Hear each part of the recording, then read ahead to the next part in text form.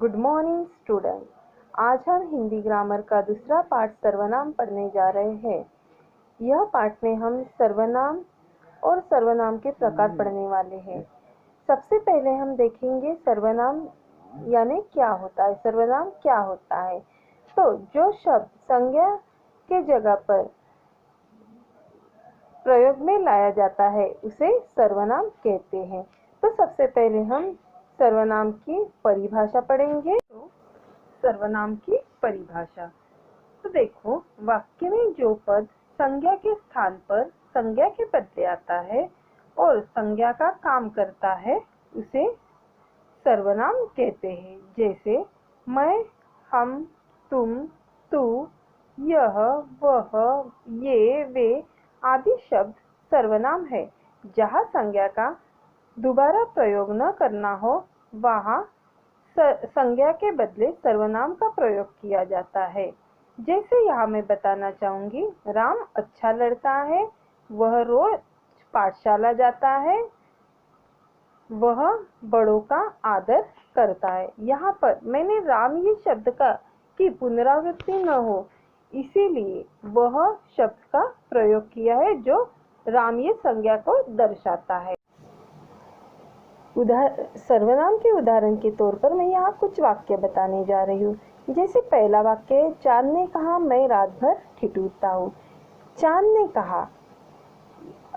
कहा इसलिए चांद रात भर ठिठुरता है। यहाँ अगर चांद के मैं की जगह चांद लिखते तो हमें सुनने में अच्छा नहीं लगता। चांद ये शब्द का रिपीटेशन हो जाता।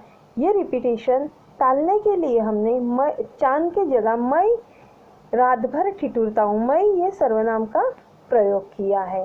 दूसरा वाक्य है, लड़कों ने कहा हम पीछे नहीं हटेंगे। लड़कों ने कहा कि हम की जगह अगर लड़के पीछे नहीं हटेंगे, लड़के ये शब्द की पुनरावृत्ति होती, इसीलिए ये पुनरावृत्ति न हो इसलिए हमने लड़के ये शब्द के जगह पर हम ये शब्द यानी सर्वनाम का प्रयोग किया है। लड़कों ने कहा हम पीछे नहीं हटेंगे। मामा ने विवेक से पूछा तुम यहाँ क्या कर रहे हो। मामा ने विवेक से पूछा, अगर यहाँ पे हम तुम के जगह विवेक ही लिखते, विवेक यहाँ क्या कर रहे हैं, तो विवेक ये संज्ञा का पुनरावृत्ति होती और हमें सुनने में अच्छा नहीं लगता। इसीलिए मामा ने विवेक से पूछा तुम यहाँ क्या कर रहे हो, तुम ये सर्वनाम का प्रयोग किया है। चौथा वाक्य है, राकेश को विमान बहुत अच्छा लगता है, वह पायलट बनना चाहता है। राकेश को विमान बहुत अच्छा लगता है, राकेश पायलट बनना चाहता है। राकेश ये शब्द की पुनरावृत्ति टालने के लिए हमने वह ये सर्वनाम का प्रयोग किया है, वह पायलट बनना चाहता है। जैसे मैंने अभी जो वाक्य बताए वहाँ पे मैं, हम, तुम, वह ये शब्द सर्वनाम है और अगर यहाँ सर्वनाम ना होते तो चांद, लड़के, विवेक, राकेश ये संज्ञाओं की पुनरावृत्ति होती। यह टालने के लिए हमने सर्वनाम का प्रयोग किया है। तो आगे हम सर्वनाम के प्रकार पढ़ने जा रहे हैं। सर्वनाम के 6 प्रकार होते हैं। पहला है पुरुषवाचक सर्वनाम, दूसरा निश्चयवाचक सर्वनाम, तीसरा अनिश्चयवाचक, चौथा प्रश्नवाचक, पांचवा निजवाचक सर्वनाम और छठवां संबंधवाचक सर्वनाम। इस तरह से सर्वनाम के 6 प्रकार होते हैं। तो पहले हम देखेंगे पुरुषवाचक सर्वनाम जो सर्वनाम का पहला प्रकार है। तो पुरुषवाचक सर्वनाम यानी क्या होता है, सबसे पहले हम उसकी परिभाषा देखेंगे। तो परिभाषा देखो, बोलने वाले, सुनने वाले अथवा जिसके बारे में कुछ कहा जाता है उसके नाम के बदले आने वाले सर्वनाम को पुरुषवाचक सर्वनाम कहते हैं। जैसे मैं, हम, तू, तुम, आप, यह, ये, वह, ये आदि पुरुषवाचक सर्वनाम है। पुरुषवाचक सर्वनाम के कुछ उदाहरण के वाक्य देखो, मैं पीछे नहीं हटूंगा। यह वाक्य में मैं ये सर्वनाम पुरुषवाचक सर्वनाम का बोध कराता है। मैं पीछे नहीं हटूंगा, यानी किसी व्यक्ति ने यह कहा होगा कि मैं पीछे नहीं हटूंगा। दूसरा है हम नए मित्र बनाएंगे, मीन्स बहुत सारे जन है, वह चाहते हैं कि वह बहुत नए मित्र बनाएंगे, मीन्स हम नए मित्र बनाएंगे। फिर है तुम फिक्र मत करो। तुम यानी दूसरे व्यक्ति के लिए कहा गया है कि तुम फिक्र मत करो। फिर है चौथा, वे ईमानदार लड़के हैं। वो जो लड़के हैं वो कैसे है, वे कैसे है, ईमानदार है। तो ये वाक्य में मैं, हम, तुम, वे, ये सब पुरुषवाचक सर्वनाम का बोध कराते हैं, इसीलिए उन्हें पुरुषवाचक सर्वनाम कहलाते हैं। पुरुषवाचक सर्वनाम के उपभेद। तो हम सबसे पहले पुरुषवाचक सर्वनाम के उपभेद कौन से हैं वो पढ़ेंगे। वो पुरुषवाचक सर्वनाम के 3 उपभेद होते हैं। पहला है उत्तम पुरुष, दूसरा है मध्यम पुरुष और तीसरा है अन्य पुरुष। इस प्रकार से 3 प्रकार बताए गए हैं। सबसे पहले हम उत्तम पुरुष सर्वनाम पढ़ेंगे। तो उत्तम पुरुष सर्वनाम की पहले परिभाषा देखेंगे। बात करने वाला व्यक्ति अपने नाम के बदले जिस सर्वनाम का प्रयोग करता है उसे उत्तम पुरुष सर्वनाम कहते हैं। यहाँ पे कुछ वाक्य दिए हैं। मैं पत्र लिखता हूँ। मैं यह शब्द खुद के लिए प्रयोग में लाया गया है कि मैं क्या कर रहा हूँ, मैं पत्र लिखना चाहता हूँ, मैं पत्र लिखता हूँ। दूसरा है मुझे माफ कर दीजिए, किसी से माफी मांग रही मैं किसी से माफी मांगने की प्रक्रिया कर रही हूँ, मुझे माफ कर। हम भी वह गांव देखेंगे। हम यानी बहुत सारे लोग हैं जो वह गांव देखना चाहते हैं, इसीलिए यहाँ पे हम ये शब्द का प्रयोग किया है। हमें सब अपने लगे। हमें यानी 2-3 जन या बहुत सारे लोग वहाँ पे हैं जो चाहते हैं कि हमें सब अपने लगे। यहाँ यह वाक्यों में मैं, मुझे, हम, हमें यह शब्द सर्वनाम है। इन सर्वनामों का प्रयोग बात करने वाले एक या अनेक व्यक्तियों ने अपने नाम के बदले किया है, इसीलिए ये उत्तम पुरुष सर्वनाम कहलाते। दूसरा उपभेद है मध्यम पुरुष सर्वनाम। तो इसकी परिभाषा देखिए। जिस सर्वनाम का प्रयोग बात सुनने वाले व्यक्ति के लिए किया जाता है उसे मध्यम पुरुष सर्वनाम कहते हैं। मीन्स हम किसी से बात कर रहे, आगे वाला व्यक्ति हमारी बात सुन रहे, ऐसे व्यक्ति के लिए व्यक्ति यानी मध्यम पुरुष सर्वनाम। तू बहादुर लड़का है। तू मीन्स दूसरा व्यक्ति, आगे वाले को हम कह रहे हैं कि तू बहादुर लड़का है। वे तुझे नहीं बुलाएंगे। वे लोग तुझे नहीं बुलाएंगे। मीन्स यहाँ बताया कि जो कोई लोग है वो तुझे नहीं बुलाने वाले हैं। मीन्स तुझे ये शब्द क्या दर्शाता है, मध्यम पुरुष दर्शाता है। तुम्हें आराम की जरूरत है। तुम्हें मीन्स दूसरे व्यक्ति, आगे वाले से कह रहे हैं हम कि तुम्हें आराम की जरूरत है। आप महान हैं। एक आधे व्यक्ति को हम कहते हैं कि आप महान हैं। यहाँ पे तू, तुझे, तुम्हें, आप, ये सब शब्द जो है वो सर्वनाम है।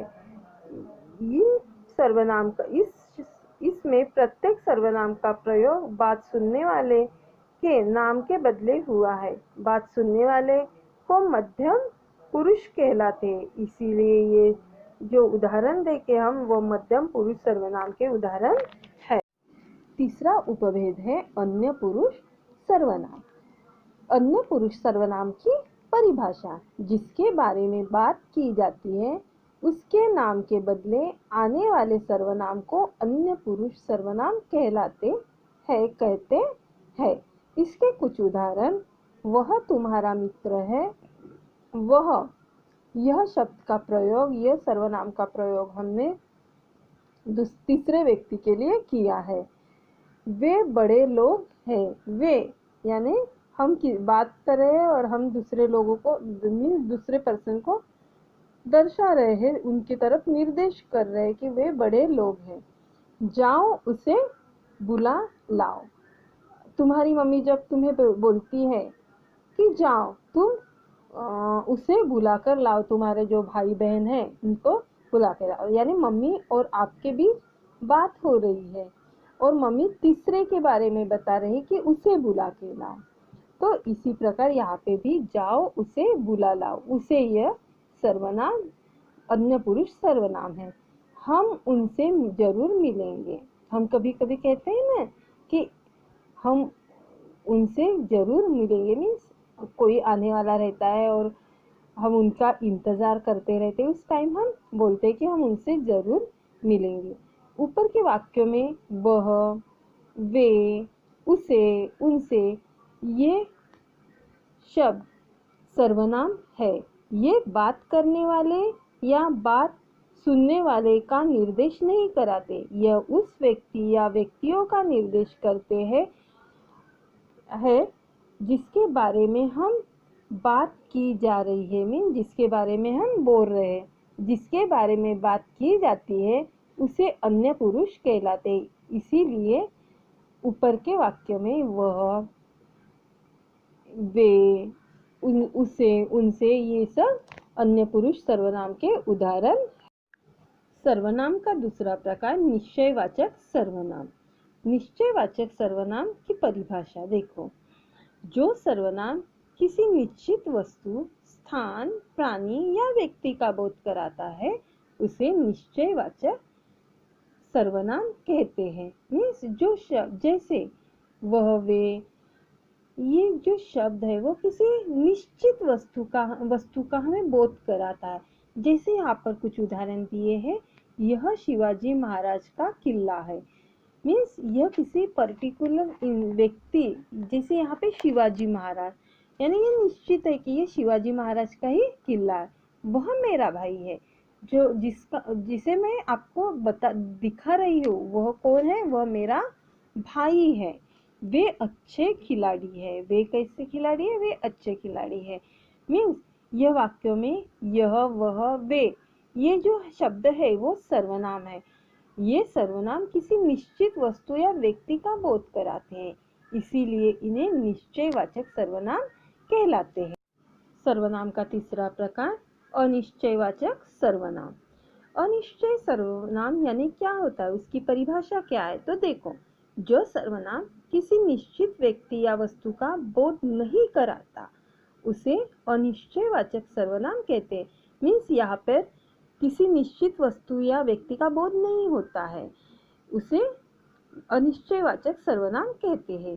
जैसे यहाँ पर उदाहरण बताए हैं, पेड़ के नीचे कोई खड़ा है। पेड़ के नीचे जो कोई खड़ा है, जो खड़ा है उसके बारे में हमें कोई जानकारी नहीं है, वो हमारे लिए अनजान है, इसीलिए यहाँ पर कोई यह शब्द का प्रयोग है। पिताजी किसी से बात कर रहे हैं।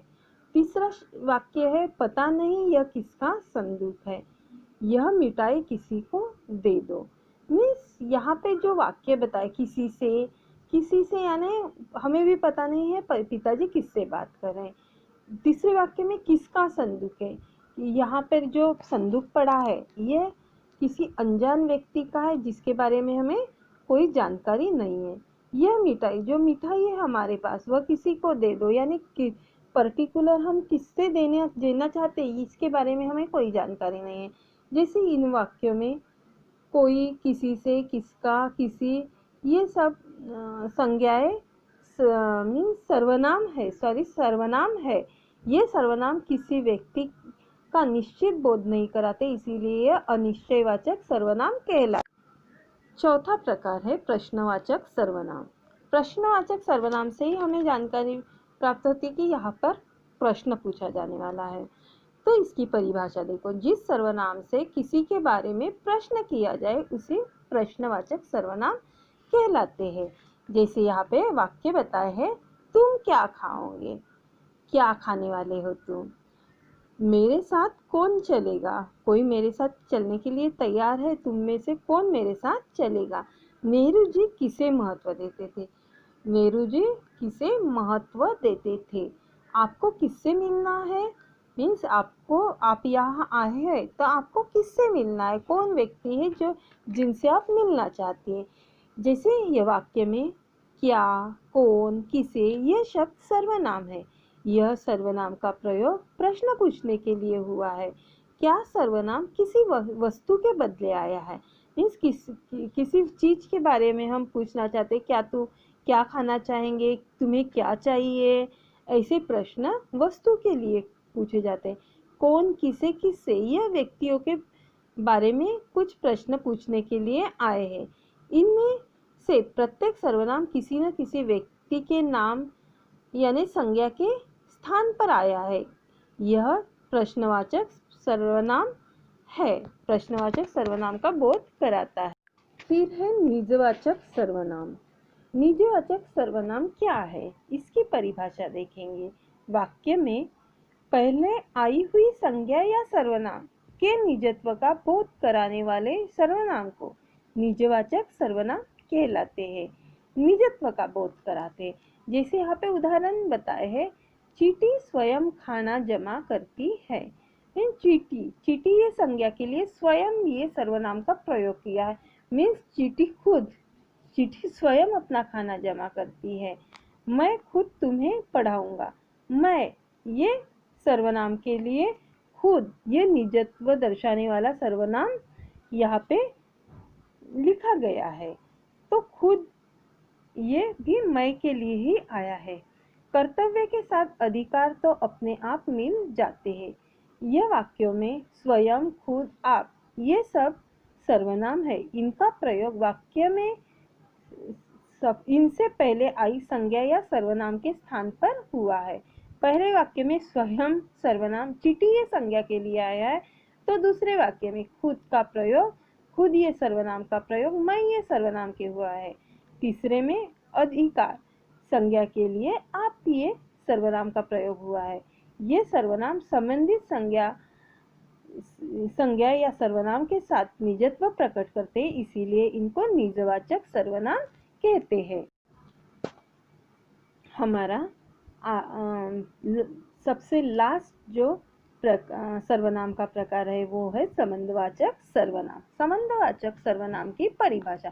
संबंध ये शब्द से ही हमें पता चलता है कि वो एक दूसरे से कनेक्टेड है, एक दूसरे से रिलेटेड है। इस जैसे परिभाषा बताई गई है, वाक्य में आए हुए दो सर्वनाम को एक दूसरे से संबंध रखते हैं। वाक्य में आए हुए दो सर्वनाम एक दूसरे से संबंध रखते हैं, उन्हें संबंधवाचक सर्वनाम कहते हैं। जैसे यहाँ पे कुछ वाक्य बताए हैं, जो मेहनत करेगा उसकी पूजा होगी। मीन्स यहाँ पे जो और उसका मीन्स एक दूसरे के साथ कोई संबंध है। जैसे जो मेहनत करेगा उसको ही उसका फल मिलेगा, उसकी ही पूजा होगी। जो सच्चा मित्र है वह मदद करेगा, जो सच्चा मित्र रहता है वही मदद करता है, ये हम सबको ही पता है। मीन जो और वह ये क्या है, एक दूसरे से संबंधित है, इसीलिए यह संबंधवाचक सर्वनाम है। बच्चे वही कहानी सुनेंगे जो सच हो। बच्चे कौन सी कहानी सुनना चाहेंगे, वही कहानी सुनेंगे जो सच हो। मीन्स वही और जो ये एक दूसरे के संबंधित है, इसीलिए ये वाक्य में जो, उस, जो, वह, जो, वह, वही, जो, ये सब सर्वनाम है। जो दो सर्वनामों की यहाँ पर जोड़ी बताई गई है। प्रत्येक जोड़ी के सर्वनाम एक दूसरे से संबंध प्रकट करते हैं, इसीलिए इन्हें संबंधवाचक सर्वनाम कहलाते। इस तरह से हमने सर्वनाम और सर्वनाम के प्रकार पढ़े। तो यहाँ पर हम कुछ सर्वनामों के कुछ विकारी रूप भी मैं बताना चाहूंगी। जैसे यहाँ पे मैं, मुझ, तू, तुझ, वह, उस, वे, उन, यह, इस, ये, इन, जो, जिस, जिन, कौन, किस, कोई, किसी, इस तरह से सर्वनामों के यह विकारी रूप बताए गए